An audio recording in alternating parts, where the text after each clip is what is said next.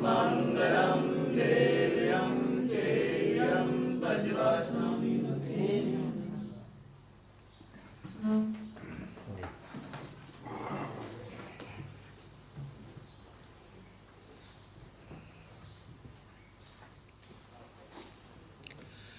अरिहन्तानां ॐ नमो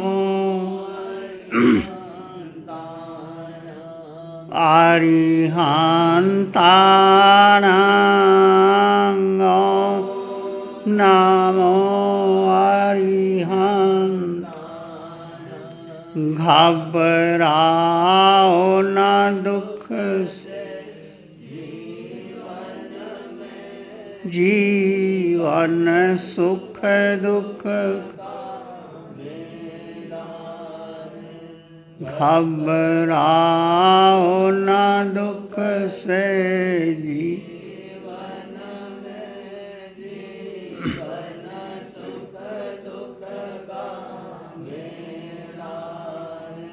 शरणा ले लो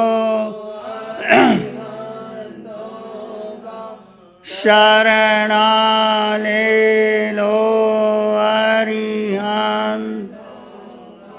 क्यों करता व्यर्थ झमेला। ये प्रभु सिमरण की अरिहन्तानां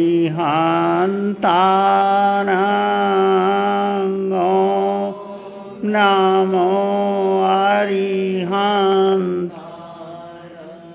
अरिहन्तानां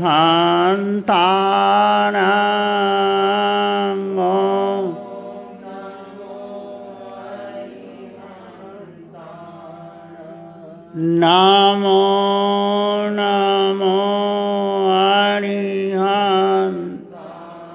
नमो नमो अरिहन्त। अरिहंत परमात्मा महाविधि क्षेत्र में विराजमान, जिनकी अनंत अनंत कृपा हम सब पर बरस रही है, उस प्रभु की अनंत करुणा अनंत मैत्री को अनंत अनंत नमन प्रार्थना कृतज्ञता के भाव। प्रभु तिन्नानंग तारियानंग बुद्धानंग बोह्यानंग मुत्तानंग वैगानंग। प्रभु स्वयं तिर चुके हैं, औरों को तार रहे हैं। स्वयं बोधि को प्राप्त हो चुके हैं, औरों को बोधि दे रहे हैं। सर्वज्ञ सर्वदर्शी, तीनों लोकों को एक साथ जानते और देखते, प्राणी मात्र के लिए मंगल की कामना करते। उनके समोसरण में 12 प्रकार की पशु होती है। पशु पक्षी, इंद्र इंद्राणी, राजा महाराजा, साधु साध्वी, श्रावक श्राविका सब होते हैं। प्रभु सबको समान उपदेश देते हैं। क्या उपदेश देते हैं भगवान? ऐ जीवात्मा, बस कभी भी आप वाणी सुन लो भगवान की, कोई भी देश ना सुन लो, पहला शब्द क्या निकलेगा? ऐ जीवात्मा। क्या कहता है ये जीवात्मा? गहराई से चिंतन करना, विचार करना। जीवात्मा का अर्थ कितना गहरा होता है जो प्रभु फरमाते हैं। और प्रभु की वाणी, एक एक वाणी में अनंत अनंत अर्थ समाये होते हैं।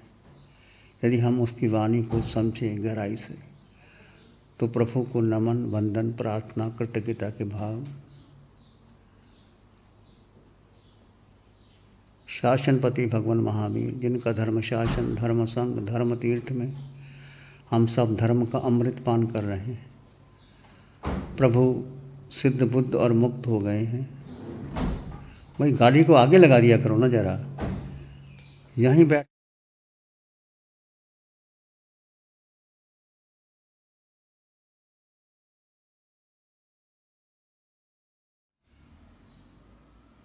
प्रभु महावीर सिद्ध बुद्ध और मुक्त हो चुके हैं।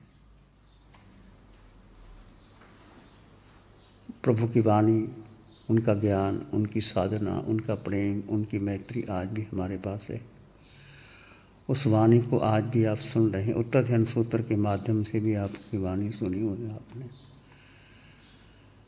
आज हम उस वाणी की चर्चा कर रहे हैं। प्रभु की अनंत करुणा, अनंत मैत्री, अनंत ज्ञान को अनंत अनंत नमन। प्रार्थना कृतज्ञता के भाव। आज हम चर्चा करेंगे समकत पराक्रम के अंतर। सब गुण संपन्न आए नंग भंते जीवे किम जनई। हे भगवान, सर्वगुण संपन्नता से जीव किस गुण को प्राप्त करता है? सब गुण संपन्नाय नंग अपुनरावृत्तिम जनई। अपुनरावृत्तिम पत्तेय जीवे शरीर मानसनम दुखान नो भागी भवै। सर्वगुण संपन्नता से जीव किस गुण को प्राप्ति होती है? भगवान कहते हैं इस जीव से व्यक्ति अपुनरावृत्ति, संसार सागर को पार कर जाता है। दोबारा नमोतलम के पास में ना लास्ट में अपुनरावृत्ति सिद्धि गई नाम देंग ठान। अपुनरावृत्ति, जो भगवान को हम वंदना करते हैं, अपुनरावृत्ति वो शब्द कि पुनर, उसको आवृत्ति को, एक आवृत्ति है, एक पुनरावृत्ति है, एक अपुनरावृत्ति है। वृत्ति इसका मोबाइल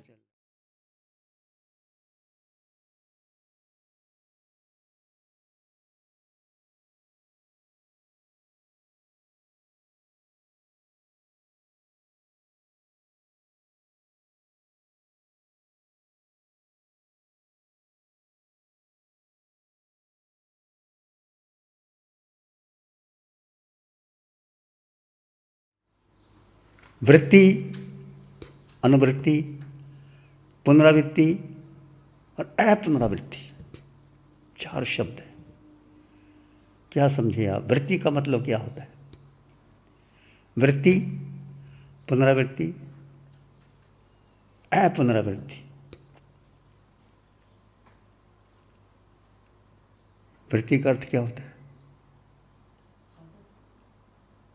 वृत्ति का मतलब किसी की आदत होती है। हर व्यक्ति की कोई ना कोई आदत होती है। तो भगवान कहते हैं कि व्यक्ति को, साधक को किसी की वृत्ति की तरफ देखना ही नहीं चाहिए। कोई क्या करता है करने दो, अपन क्या लेना देना। अक्सर घर में, संघ में, परिवार में कहीं तनाव होता है, संघर्ष होता है, तो किसको लेके होता है? वृत्ति को लेके होता है। किसी को बातें करने का शौक होता है, किसी को निंदा करने का शौक होता है, किसी को हंसी मजाक करने का शौक होता है। कुछ ना कुछ वृत्ति रहती है। भगवान कहते हैं कोई कुछ करे, तुमने किसी वृत्ति को देखना ही नहीं। क्या संभव है? बोलो, संभव है कि नहीं? हो सकता है यदि हम विचार कर लें कि वो क्या कहता है। परिवार में कोई भी बात है, छोटा बच्चा है, रोता है, चिल्लाता है, माँ कितना चुप करती है, सहन करती है, गोदी में बिलाती है, दूध पिलाती है, उसकी वृत्ति को ध्यान दे तो माँ कुछ भी नहीं कर सकती। ऐसा है, हर चीज़ के बारे में हम सोचते हैं, परंतु जितना हम कर्मों का बंधन कहाँ करते हैं। देखो, कर्मों का बंधन कहाँ होता है? जब हम किसी की वृत्ति को लेकर के चर्चा, वो आदमी तो ऐसा ही है, वो आदमी ऐसा ही है, और हमें पता नहीं क्या है क्या नहीं है, हम उसके ऊपर छाप लगा देते हैं। ऐसा था, वो तो ऐसा ही है। क्या पता पहले आपने देखा होगा, सुना होगा, वो बदल गया होगा, कितना बदल गया होगा। इसके बारे में भगवान कहते हैं कि कोई कैसा व्यक्ति हो, तुमने उसके बारे में, उसकी वृत्ति को लेकर चर्चा नहीं करना, आपके बहुत कर्म क्षय हो जाएंगे। अक्सर हमारा संघर्ष, हमारा तनाव, हमारा प्रेम, हमारा कुछ भी समझो, एक वृत्ति को लेकर शुरू हो जाता है, और इसके कारण हमें जीवन में बहुत समय हमारा व्यर्थ चला जाता है। कई बार आप देखते हैं बातें करते करते करते करते कहाँ से कहाँ पहुँच जाते हैं, भूत में चले जाते हैं, भविष्य में चले जाते हैं, वर्तमान को भूल जाते हैं। और जब आप ध्यान करते हैं, देखो क्या करते हैं, ध्यान करते करते आपका मन कहाँ चला जाता है, कहाँ चला जाता है, किसी व्यक्ति पर, किसी विषय घटना पर, किसी संग, कुछ भी चला जाए तो मन कहाँ कहाँ कहाँ कहाँ चलते, फिर मन को वापस लेके आते। हम ध्यान करते करते कितने कर्मों का बंधन कर लेते हैं, कभी सोचा? उस समय मन को वापस लो। ये विचार क्यों आते हैं मन के अंदर? कई बार आपने पूछा होगा प्रश्न, प्रभु ये मन चंचल है, ये टिकता ही नहीं, क्यों नहीं टिकता? कि हमने मन को विचारों से भर के रखा हुआ है। कितने विचार हमारे मन में, किसी व्यक्ति को देख करके, उसके वस्त्र को देख करके, उसके स्थान को देख करके, उसके चेहरे को देख करके, उसकी बातों को देख करके हम कितना कुछ कह देते हैं, क्रिया प्रतिक्रिया कर देते हैं। उस व्यक्ति ने तो एक बार कहा और आपने उस बात को दोहराया, एक बार, दो बार, चार बार, तो कितने बार हम बात को दोहराते दोहराते, एक बार उसने तो कहा, आपने उसको 4 बार कहा, 5 बार, तो कितनी बार आपने कर्मों का बंधन कर लिया। क्रिया प्रतिक्रिया क्यों होती है? जब हम किसी की वृत्ति को लेकर की चर्चा करते हैं तो क्रिया प्रतिक्रिया होती है। क्रिया प्रतिक्रिया होती है तो कर्मों का बंधन का निश्चित होता है। पहली ही बात कि क्रिया प्रतिक्रिया नहीं करना। कोई कुछ कह दे उसको महत्व भी नहीं देना जीवन। हम जीवन में क्या महत्व देते हैं किसी को? उसने कपड़े कैसे पहने हैं, मैंने कहाँ से कपड़े खरीद के लाई, उसका डिज़ाइन कैसा था, वो कहाँ से मिली थी, आपने भोजन किया, किसी के घर में भोजन करने गए, ये मिठाई कहाँ से खरीदी थी, ये कपड़े कहाँ से खरीदे थे, ज्वेलरी कैसी, कितनी बातें हम शरीर को लेकर के ही चर्चा करते हैं। शरीर तो अनंत बार जन्म लिया, अनंत बार मरेंगे, फिर भी हम शरीर पर अटके हुए हैं। ये शरीर, ये मन और बुद्धि, सारा संघर्ष इसका है। तो भगवान कहते हैं इसके पार चले जाओ, ना शरीर को महत्व दो, ना मन को महत्व दो, ना बुद्धि को महत्व दो। ये बुद्धि को महत्व देना नहीं, मन को महत्व देना। जो विचार भरे हैं, हम नहीं भरे हैं मन को। और जब ध्यान में बैठोगे तो विचार आएंगे, बहुत ज़्यादा आएंगे। केवल दृष्टा भाव से जानो और देखो, जानो और देखो, जानो और देखो, जानो और देखो। क्या कर लोगे? अपने आप विचार चले जाएंगे। पर हम विचारों के साथ कहानी बना लेते हैं। जब कहानी बना लेते हैं तो विचार लंबे हो जाते हैं, कर्मों का बंधन हो जाता है। तो भगवान कहते हैं ध्यान में क्या करते हैं आप? ध्यान में करना क्या होता है? बोलो, क्या करते हैं ध्यान में? ध्यान क्यों करते हैं? बोलो बोलो, आप साधक हो। कुछ नहीं करते आप? कुछ तो करते होंगे। ध्यान में कुछ नहीं करना। तो क्या कुछ नहीं करना आप हो जाता है? कुछ नहीं करना, फिर क्या करना? चलो ठीक है, मानना कुछ नहीं करना, मन को खाली कर देना, फिर क्या करना? ज्ञाता दृष्टा भाव रहना। ज्ञाता दृष्टा भाव नहीं रह पाते तो क्या करना?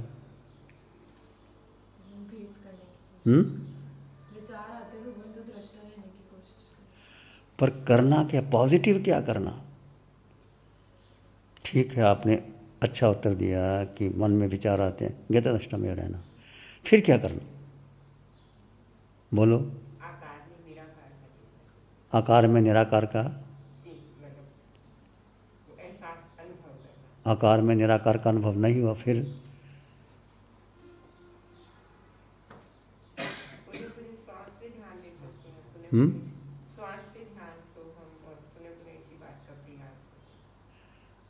ठीक है, श्वास को, सोहम को, पर मूल बात क्या है? स्वय को स्वय में स्थित, जीव को जीव में स्थित करना, बस यही ध्यान है और कोई ध्यान नहीं। जीव को जीव में स्थित करना। और कितनी देर स्थित कर सकते हो तुम? ये तुम्हारा निरंतर अभ्यास, निरंतर अभ्यास, निरंतर अभ्यास चलता रहे। और जरूरी नहीं ध्यान में ही जीव को जीव में स्थित करना। आप चल रहे हो, आप किसी की तरफ परवाह ना करो। और चलना भी कैसे? सब में जीव देखो, सब में जीव देखो।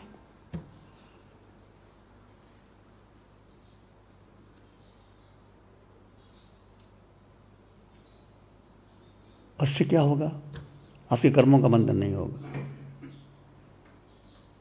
जीव देखोगे तो जीव के गुण नजर आ जाएंगे। जैसे आप तालाब के किनारे जा रहे हो, कीचड़ भी है और कमल भी है। आप कभी कीचड़ को देखते हो? कमल को देखते हो। खिला हुआ कमल, उसका रंग, उसका सौरभ, उसकी पत्तियाँ, वो कैसे खिलता है। सबका आकर्षण कमल पर जाता है। पर कमल पैदा कहाँ से हुआ? कीचड़ से हुआ ना। कीचड़ को देखते हैं हम? नहीं देखते। कमल को देखते हैं कि कमल खिला हुआ है। कमल कीचड़ से खिला हुआ है।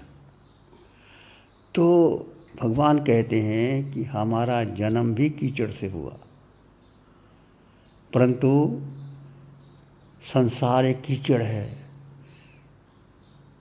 इसमें कीचड़ बन के नहीं रहना, कमल बन के रहना। खिलो, कमल की तरह खिलो। और अकेला कमल खिलता है, उस कमल की पूजा होती है। कमल को कि सौरभ को आप कहते हैं कमल का फूल। क्यों कमल के फूल की महिमा दी जाती है ज़्यादा? क्योंकि वो कीचड़ के बीच में खिलता है और सुगंध देता है। बाकी भी फूल खिलते हैं, गुलाब का है, चमेली का है, जूही का है, सब फूल खिलते हैं।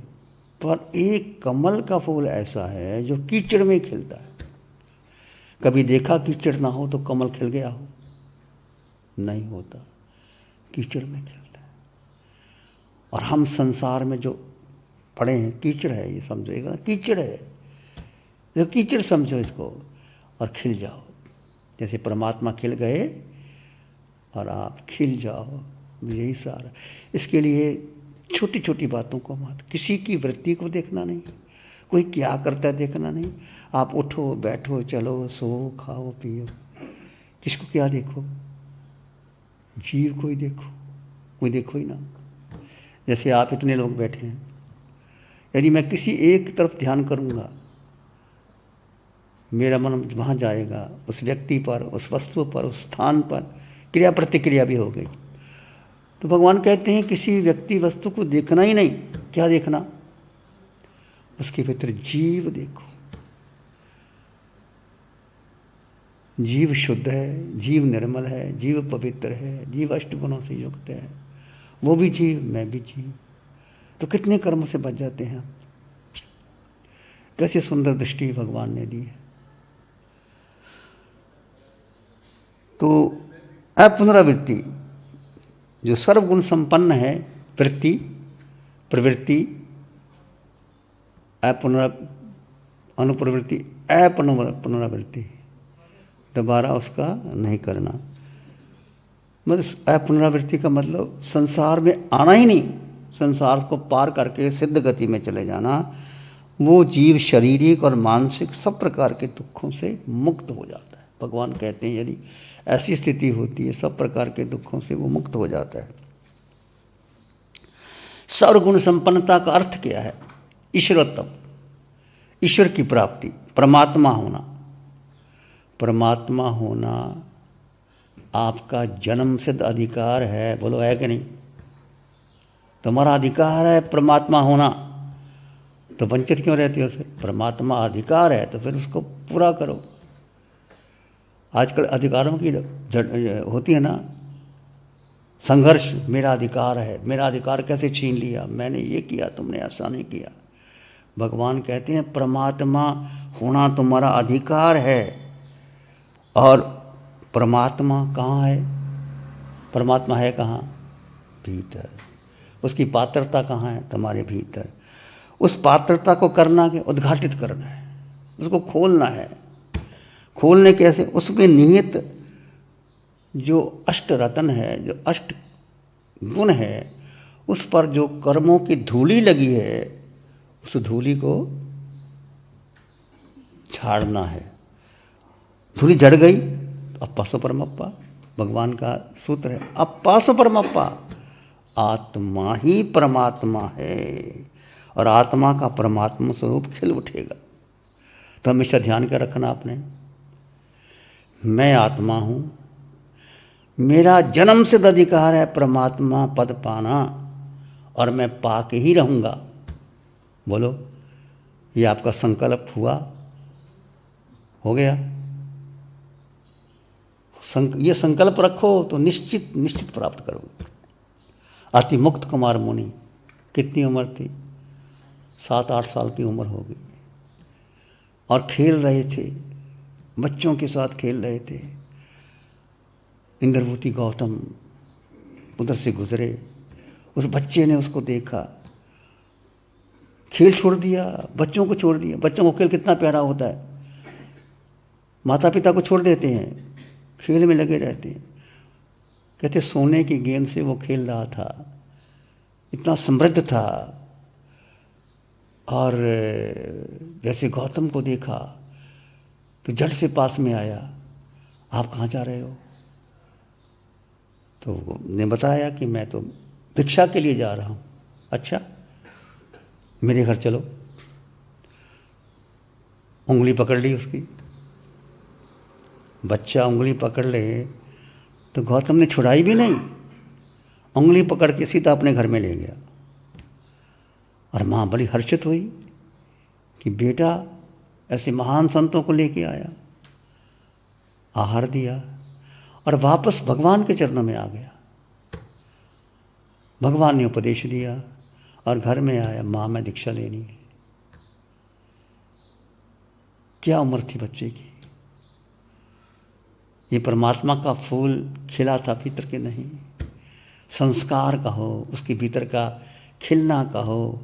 फिर कैसे वो प्रश्न करता है माँ के सामने, जिसको मैं जानता हूँ उसको नहीं जानता, जिसको नहीं जानता उसको मैं जानता भी हूँ। महारान होगी जो कैसे प्रश्न कर रहा है।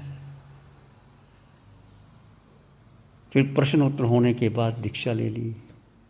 दीक्षा लेने के बाद बच्चा था, छोटा बच्चा था, बरसात हुई, नदी का पानी बह रहा है।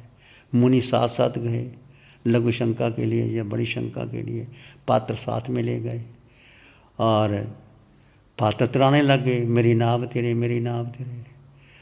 मुनियों को शंका होगी कि कैसे महावीर है, छोटा सा बच्चा है, दीक्षा दे दी, उसको ये नहीं पता भी कच्चा पानी का दोष लगेगा।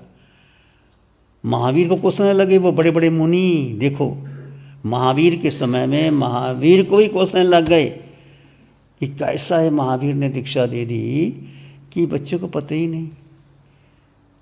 महावीर तो सर्वज्ञ थे, सर्वदर्शी थे।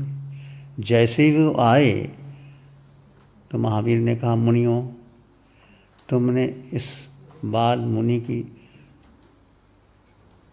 अवहेलना की, निंदना की, प्रायश्चित करो, ये मोक्षगामी आत्मा है, प्रायश्चित करो, ये मोक्षगामी आत्मा है। प्रभु जानते थे। तो कई बार ऐसा नहीं कि आपको भी सानिध्य मिला होगा समोसर में, मुझे भी मिला, आपको भी मिला, सबको मिला। भगवान कहते हैं ऐसी कुछ समय नहीं, परंतु काल नहीं पका। उनका काल पक गया। जब काल पक जाता है तो कोई ना कोई अवसर आता है, आपको मिल जाता है। उनका काल पक गया तो कहने का अतिमुक्त कुमार मुनि छोटी सी अवस्था में दीक्षा लेकर के अपना कार्य सिद्ध कर दिया। बाल भी दिखाया, बाल पुनः भी दिखाया। और मुनियों ने महावीर को कोसा और महावीर ने उनको कहा कि तुम इसकी निंदा ना करो, ये तरनहार जीवात्मा है। ऐसे हम देखते हैं ध्रुव 5 वर्ष के थे तो पिता की गोद में जाके बैठ गए। विमाता ने उन्हें स्वीकार खींचकर पिता की गोद से अलग कर दिया। विमाता थी कि तू गोद में क्यों बैठा है, अलग हो जा। इस घटना से ध्रुव टूटे नहीं, बोले माँ तुम पिता की गोद से तो अलग कर सकते हो, क्या परमात्मा की गोद से भी मुझे अलग कर सकते हो? मैं तो परमात्मा को पाना है, छीन लो पिता की गोद, मुझे परमात्मा चाहिए। ध्रुव ने कहा। शास्त्र कहते हैं कि उनकी भक्ति में परमेश्वर विष्णु को खींच लाए। इतनी भक्ति की, विष्णु की, जंगल में चले गए ध्रुव कि मुझे तो परमात्मा को पाना है। और परमात्मा को पाने के लिए विष्णु की साधना की। कहते विष्णु प्रकट हो गए। विष्णु ने कहा वर मांगो, जो मांगो मैं दूंगा। भगवान विष्णु तुम्हारे पास आ जाए, तुम क्या मांगोगे? बोलो क्या मांगोगे? विष्णु ने कहा मैं तीनों लोगों का राज्य देता हूं। कहते मुझे नहीं चाहिए। ध्रुव ने क्या कहा, मुझे तीनों लोगों का राज्य नहीं चाहिए। भगवान तुम्हारे पास आए, 3 लोगों का राज्य मिल जाए तो ठुकरा देना। क्या मांगना, क्या मांगना? उसने भगवान विष्णु ने कहा, बालक जो मांगो, मैं उपस्थित हूँ तुम्हारे सामने। ध्रुव ने कहा, आंखें खोली, परमपिता परमात्मा, मैं तुमसे तुम ही को मांगता हूँ, मैं तुमसे तुम ही को मांगता हूँ। भगवान विष्णु ने अपनी बाहें फैला दी और ध्रुव उनकी बाहों में आ गया। धन्य हो गया जीवन कि सारभूत संपदा का स्वामी बन गया। ऐसे बहुत से एग्जाम्पल हैं हमारे सामने कि कैसे व्यक्ति किस तरह से, ध्रुव 5 वर्ष का बच्चा, अतिमुक्त 7-8 कैसे आगे बढ़ गए, कैसे आगे बढ़ गए, कैसे आगे बढ़ गए। तो हम देखते हैं बड़े बड़े संत हुए, कबीर के बारे में आपने सुना होगा। कबीर के माता पिता का पता ही नहीं, कोई कहते मुसलमान था, कोई कहते हिंदू था, कैसे था पता ही नहीं था। परंतु कबीर की ऐसी भक्ति, ऐसी दृष्टि, ऐसी सूक्ष्मता कि कबीर ने जो कुछ कहा वो सत्य कह दिया। उसने मुसलमानों को, उसने हिंदुओं को, सबको लताड़ा। मुसलमानों को कहा कि खुदा बहरा हो गया है, तुम लंबी ऊंची ऊंची लगाते हो, बांग लगाते हो, खुदा बहरा है? कहते क्या ज़रूरत है ऊंची ऊंची नमाज पढ़ने की। और हिंदुओं को कहा तुम गंगा स्नान करते हो तो गंगा में मछली नहीं है, मछली बैठी है, क्या उनको मुक्ति हो गई? ऐसे कबीर ने चोट मारी। खड़ा कबीरा चौक में, लियो लुटकियो हाथ। खड़ा कबीरा चौक में, लियो लुटकिया हाथ। जो घर फूके अपना, चले हमारे साथ। कहते कबीर पढ़े लिखे नहीं थे, कहते कागज को और कलम को छुआ तक नहीं था, पर कबीर जो कहते थे डंके की जोर से कहते थे, भीतर से ज्ञान हो गया था। खड़ा कबीरा चौक में, लिया लुटकी हाथ। डंडा लेके खड़ा है, कोई बहुत ऊंची भाषा नहीं, डंडा लेके खड़ा है। जो घर फूंक के अपना, चले हमारे साथ। जो घर को फूंक दे हमारे साथ चले, मतलब घर को तिलांजलि दे दे, घर का मोह छोड़ दे, वो हमारे साथ चले। तो कुछ पाने के लिए छोड़ना ज़रूरी होता है। गुनगुना पानी कुछ नहीं कर सकता। आप देखते हैं बहनें जब बॉयल करती हैं पानी को, 98-99 पर पानी बॉयल नहीं होता, भाप नहीं बनता। 100 डिग्री आने पर फिर वो भाप बन जाता है, फिर वो पानी हल्का हो जाता है।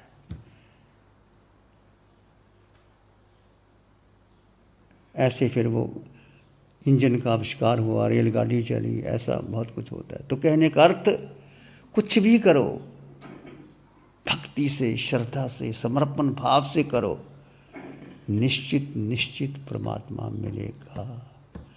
बीज में वृक्ष है, क्या हर बीज वृक्ष बन जाता है? बोलो, नहीं बनता। किसान कितने बीज डालता है ज़मीन के अंदर, कुछ बीज नष्ट हो जाते हैं, कुछ पाल पे पड़े रहते हैं, कुछ वो मुंडेर पर पड़े रहते हैं, कुछ को पानी नहीं लगता, कुछ को लगता है। जो लगता है तो बीज ज़मीन के अंदर चले जाते हैं। अंदर जाने के बाद ज़मीन से और बीज एक में हो जाते हैं, अंधकार में कई दिन तक रहते हैं। जैसे आपने आम का बीज डाला, सेब का डाला, किसी का भी डाला, गेहूं का डाला, मक्के का डाला, जैसा बीज डालते हो वो ज़मीन में जाता है और मिट्टी से उत्पन्न होता है। कुछ दिन तक रहता है, ऊपर मिट्टी आती है। कितना अंधकार होता है बीज का, वो अंधकार में रहता है। उस अंधकार से बीज की खोल टूटती है, एक खूल होती है। आपने कभी देखा होगा, कभी नारियल के पेड़ को देखो, कभी आम की गुठली को देखो, वो टूटती है, फिर एक कोमल सा पत्ता निकलता है, डंडी निकलती है, 2 पत्ते निकलते हैं, 4 निकलते हैं, 8 निकलते हैं, 10 निकलते हैं, पौधा बनता है, बड़ा पौधा होता है, फिर वृक्ष बनता है। फिर वही एक बीज हजारों बीज दे देता है, हजारों फल दे देता है। एक बीज को वृक्ष बनने के लिए कितना तड़पना पड़ता है, बोलो। एक बीज को वृक्ष बनने के लिए जमीन में जाना पड़ता है, अपन व्यक्तित्व समाप्त करना पड़ता है। बीज का मतलब जो उसका व्यक्तित्व था, उसकी खोल थी, खोल बाधा है, वो समाप्त करना पड़ता है, अलग करना पड़ता है। खोल टूटेगी, टूटने के बाद फिर अंकुर निकलेगा, और वो अंकुर कितना कोमल होता है, कभी देखा अंकुर कितना कोमल होता है? वो धरती माँ को फाड़ करके बाहर आ जाता है, कोमल। कहते कोमल के बलराम मिले। जितना व्यक्ति कोमल होता है ना, उतना ऊंचा ऊंचा उठता है। कोमल धरती को फाड़ के बाहर आ जाता है, फिर 2 पत्ते, 4 पत्ते, 8 पत्ते। ये सामने देखो, ये ठूंठ, पहले ठूंठ था, कितने पत्ते आ गए, इस पर कैसे पत्ते आ गए। तो कभी आपने देखा, कभी जंगल में गए हों या पुराना कुआं हो, इसमें कुछ भी नहीं, कुएं की जो अंदर होती है, क्या कहते हैं, पाल होती है, उसमें से पीपल का वृक्ष निकल करके आ जाता है। उसको कौन पानी देता है, कौन पानी देता है, कौन देता है? वो पीपल का पेड़ या नीम का पेड़ उस पत्थर को तोड़ करके बाहर आ जाता है और खिल जाता है, और अपने आप पत्थर से पानी कैसे ले लेता है। और एक बीज आप गमले में घर में लगाते हो, उसको पानी देते हो, सींचते हो, धूप से बचाते हो। एक वो फूल खिला हुआ पौधा जो कुएं पर है, जो जंगल में है, और एक आपके घर में खिला हुआ, दोनों में वो कितना मजबूत है। वो हवाओं में टक्कर लेता है, तूफान आते हैं, बरसात आती है, झंझाट आते हैं, पर वो खिल जाता है। और आपके घर में लगा हुआ फूल कितनी सुरक्षित, आप गमला लगाते हो, पौधा लगाते हो, खाद डालते हो, बीज डालते हो, खिलता है, फिर बचाते हो धूप से, छाँव से, फिर वो खिलता है। इसलिए इससे एक ही शिक्षा मिलती है कि यदि आपने खिलना है, आगे बढ़ना है, परमात्मा पद पाना, परमात्मा तुम्हारे भीतर है, बाहर है ही नहीं। सुख तुम्हारे भीतर, परमात्मा तुम्हारे भीतर, ज्ञान तुम्हारे भीतर, दर्शन तुम्हारे भीतर। उस पाने के लिए सर्वगुण संपन्नता तुम्हारे पास है। आगे इसकी चर्चा करेंगे और गहरा चिंतन करेंगे, ध्यान करेंगे। आंखें बंद, मन वचन काया शांत, शरीर शांत, विचार शांत, सृष्टि शांत, वातावरण शांत।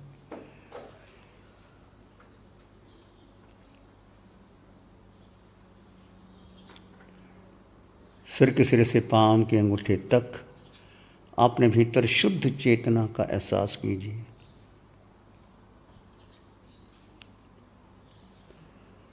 तुम केवल केवल केवल आत्मा, आकार में निराकार आत्मा।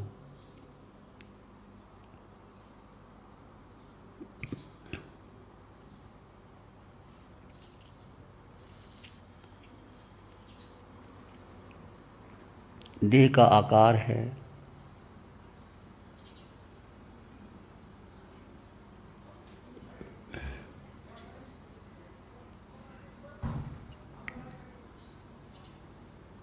देह में मन है, बुद्धि है, इंद्रियां हैं।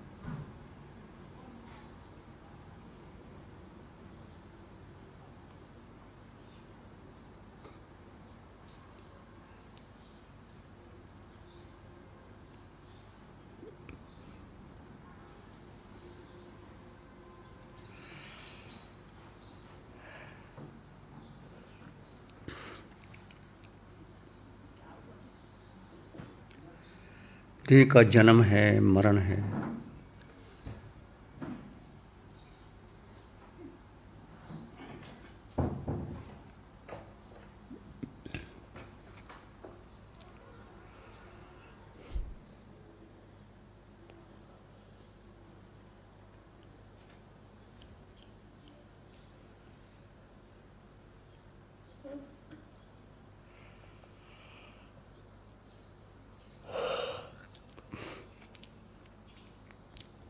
अपने भीतर गहन मौन का अनुभव करें, शांति का अनुभव करें।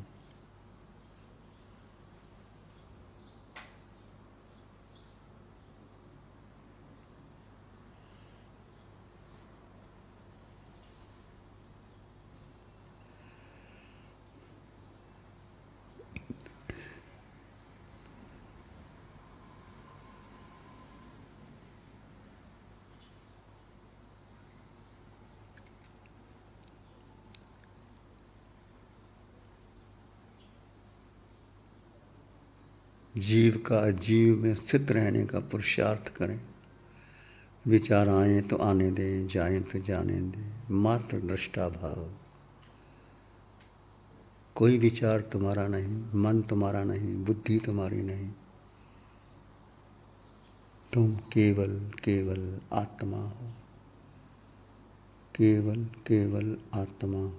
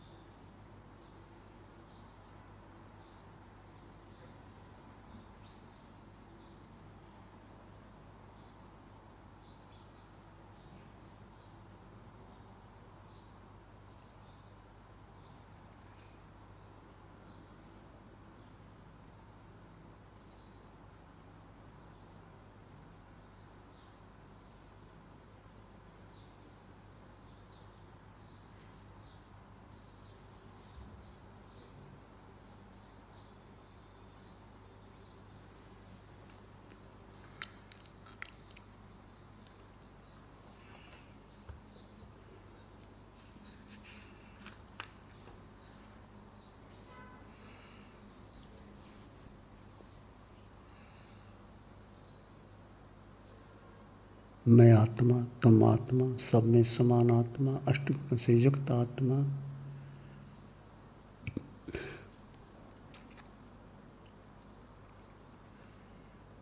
प्राणी मात्र के लिए मंगल की कामना कीजिए।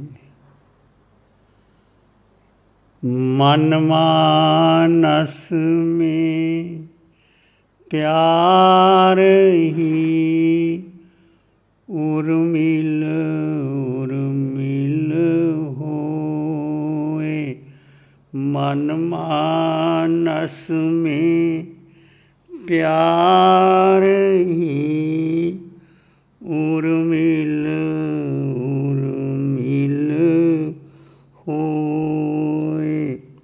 रोम रोम से ध्वनि उठे, जन जन मंगल होए। रोम रोम पुलकित उठे, सबका मंगल होए। तेरा मंगल हो।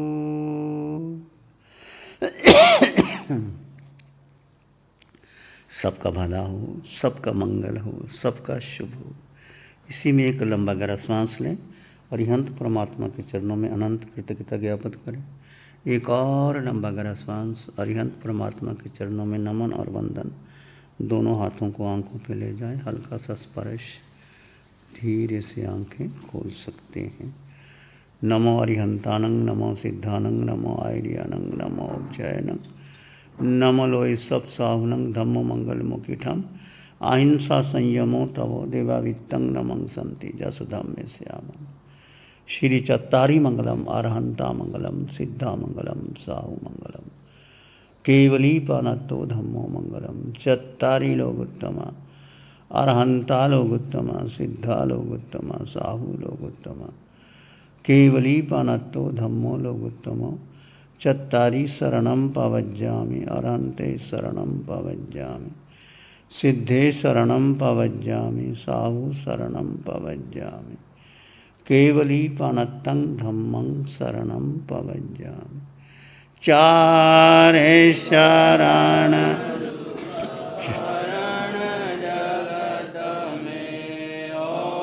शरण शरणा